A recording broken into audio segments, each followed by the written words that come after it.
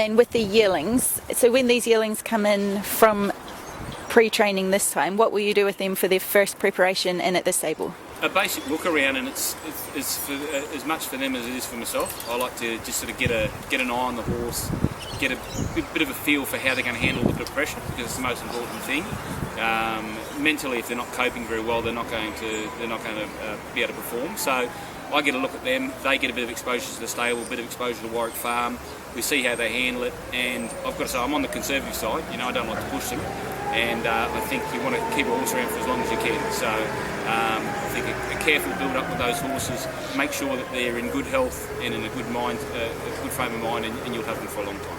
Do you trot up your horses after track gallops to see how they've pulled up? Look, I only trot them up if I think there's a problem. I've got a really good bunch of riders, and if they can't tell me that there's a problem with the horse, the same riders ride the horse every day, so I'm looking for the feedback from them, and if they can't tell me there's something wrong with the horse, I'll be a bit worried. I know that I'm not on the, they haven't got a picture of me up at the wall at REC, I don't give them a lot of work, and I take pride in that, It's important that I understand my horses, know when they're sore, and if we can keep the vets away from them, that's our aim. So how often would you say on average your stable vet comes to look at your horses? Look, he's in every day because they're in at Warwick Farm, but most days I like to turn him back out without taking any money out of our pocket, so that's our aim. That's good for us. And do you have an individual feeding regime per horse? Or they're not fed any premix feeds.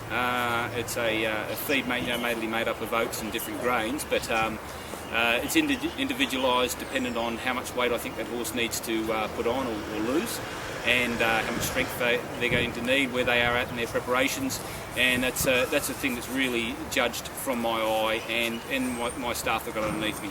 I'm getting constant information from them about how well horses are doing, and we just adjust the feed to suit the horse within the preparation.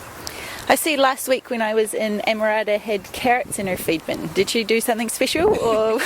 It'll depend on which strap looks after them, but there's plenty of carrots handed out here. So, I think it's important to give them a little bit of variety. They eat a lot of, dry grain and lucerne, but I think a carrot a few times a week probably wouldn't do them any harm and maybe improve their eyesight.